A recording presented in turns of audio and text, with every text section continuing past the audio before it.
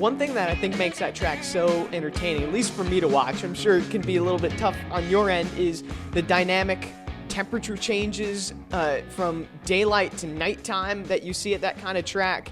Is it tough? I mean, I know we talked about earlier in the year about trying to figure out what exactly a driver needs while also having to adjust for the changing track conditions, which is a completely different beast. So, like, how do you manage the two? Because the driver's saying one thing, but you know the track is going to do another thing. So, like, how do you merge that to make the right pit call when it's time to come down pit road? Yeah, sure. That was kind of exactly the case we were in. We had never, when we raced Homestead in the spring or summerish last year, the temperature was a little different. It was a little bit different time of year, but it certainly wasn't the last race of the year like it used to always be.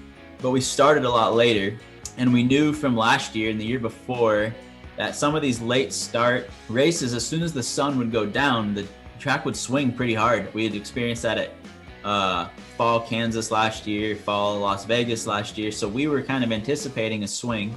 Now the driver and I had talked about that before the race, and the tough part is the swing, the direction we needed to change the car to get better was the opposite direction of what we thought the track was going to swing if it changed. So I was maybe doing half as much adjustment as I thought, or trying to meet at the happy point when the sun did go down.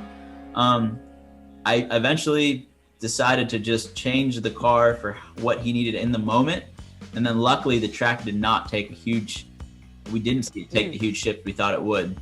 There's other variables that play into that though, is, we were on a green track this weekend. There's no races before us. Sometimes you've got, a truck race before you, or in the past you'd have multiple practices. It's all about, track surface to the rubber that's laid down on the track to the temperature of the track. There's so many variables. You take an educated guess, I guess, based upon your prior knowledge.